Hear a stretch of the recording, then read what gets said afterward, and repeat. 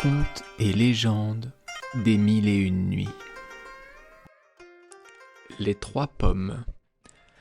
Jadis vivait dans la ville de Bagdad un prince marié à une superbe femme dont il était vivement épris. Or celle-ci, outre sa beauté, et peut-être bien à cause d'elle, était d'un tempérament capricieux. Un matin, elle déclara à son mari : « J'ai envie de manger des pommes. » « Hélas, » répondit le prince, « même avec la meilleure volonté du monde, je ne puis vous offrir ce que vous demandez, car ce n'est point la saison. Si vous m'aimez, vous m'en procurerez, rétorqua la princesse. Mon affection, si grande soit-elle, ne peut modifier les lois de la nature, reprit le prince. Quand bien même je remuerais le ciel et la terre, je n'influerai pas sur le cours des saisons.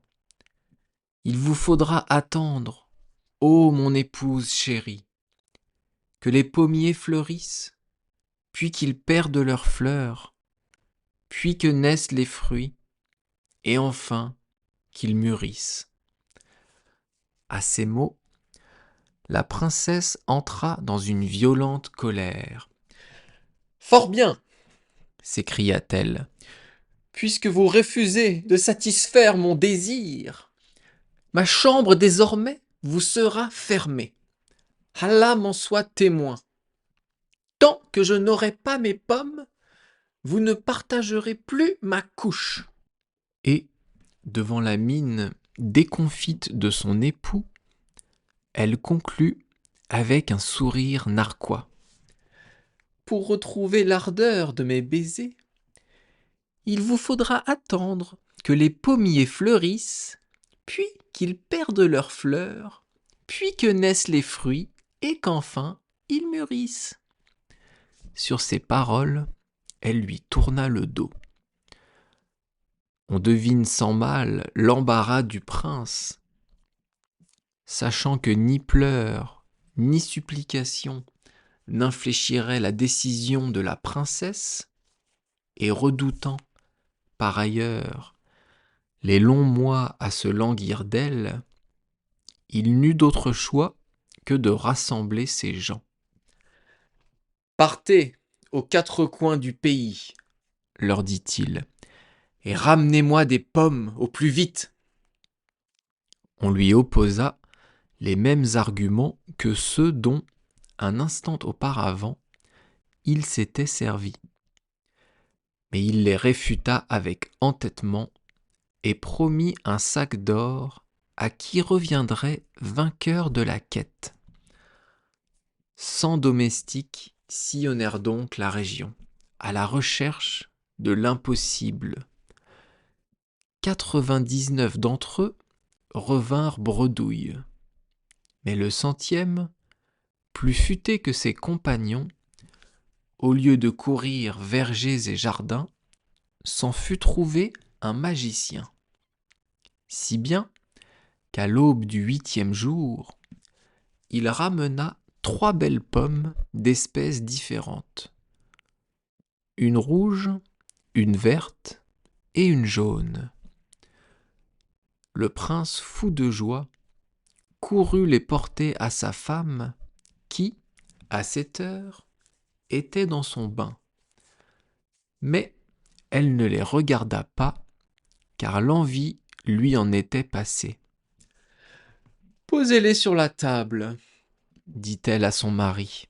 « J'y goûterai plus tard. » Le lendemain, le prince se rendait au port où il avait quelque affaire à régler, lorsqu'il vit passer un marin nubien croquant une pomme jaune. Intrigué, il l'appela. « D'où tiens-tu ce fruit, étranger ?» Le marin, qui était fort bel homme et de puissante stature, sourit de toutes ses dents. « C'est un présent de ma bien-aimée, Seigneur. » En entendant cela, le prince eut le cœur empli d'inquiétude. Il courut chez lui dans un état d'extrême agitation et, n'apercevant que 2 pommes dans le plat, s'écria : « Femme, où est passée la pomme jaune ? » « Je l'ignore, » répondit la princesse avec indifférence.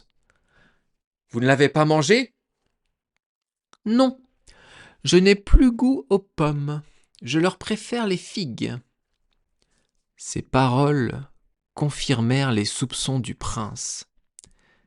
Ivre de jalousie, il répudia sa femme, lui confisqua ses biens et la chassa sur l'heure. Or, ils avaient une fille qui allait sur ses 4 ans. Tandis que ses parents se querellaient, elle jouait dans le jardin. Quand le prince, fort fâché, vint lui apprendre la disgrâce maternelle, il la trouva en pleurs.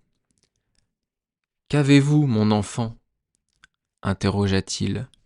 « Ma nourrice m'a grondé. »« Et pour quelle raison ? » ?»« Je ne puis vous le dire, car c'est un secret. » Le prince s'en alla trouver la nourrice. « Pourquoi as-tu grondé ma fille ? » ?»« Parce qu'elle est ingrate, et que l'ingratitude est l'une des 7 plaies d'Allah. »« Qu'a-t-elle donc fait de si grave ? » ?»« J'ai volé pour lui plaire, et au lieu d'éprouver de la reconnaissance, elle a méprisé mon larcin. »« Et qu'as-tu volé ? » ?»« Je n'ose vous l'avouer, Seigneur, car si ma maîtresse, votre épouse, venait à l'apprendre, elle me ferait battre. » Le prince étouffa un profond soupir. « Parle sans crainte, nourrice. J'ai répudié l'infidèle. » Rassurée, la nourrice avoua que, le matin même, elle avait dérobé la pomme jaune pour en faire don à la petite princesse qui en avait grande envie.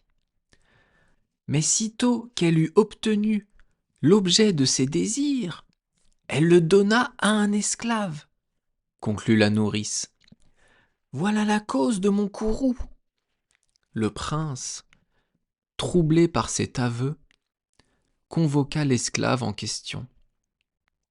C'était un jeune garçon qui, lui aussi, semblait fort en peine. « Où est la pomme que t'a donnée ma fille ? » interrogea le prince. « Hélas, mon maître, je ne l'ai plus. Qu'est-elle devenue ? Un marin me l'a prise. » Et d'expliquer que, chargé d'aller quérir des denrées au marché, il avait croisé un colosse nubien en cours de route, que ce dernier, voyant sa pomme, la lui avait demandée, et que, sur son refus, il la lui avait arrachée de force. « Mais alors ?» s'écria le prince. « Ce Nubien ne m'a pas dit la vérité, et moi, aveugle que j'étais, j'ai accusé ma femme sur la foi d'un mensonge. » Comprenant son erreur, il voulut se jeter aux pieds de la princesse afin d'implorer son pardon. Mais il eut beau l'appeler et la chercher dans toute la ville, il ne la trouva point. Et savez-vous pourquoi ? Parce qu'elle voguait vers la Nubie en compagnie de son amant. Après sa répudiation, tandis qu'elle errait en larmes sur le port, elle avait, par le plus grand des hasards, rencontré le marin nubien. Celui-ci, sensible à sa beauté autant qu'à sa douleur, s'était empressé de la consoler, puis, l'ayant invitée à son bord, lui avait fait une cour pressante. Au coucher du soleil, elle se donnait à lui. Ainsi, sous l'emprise de la jalousie, le prince forgea son propre déshonneur.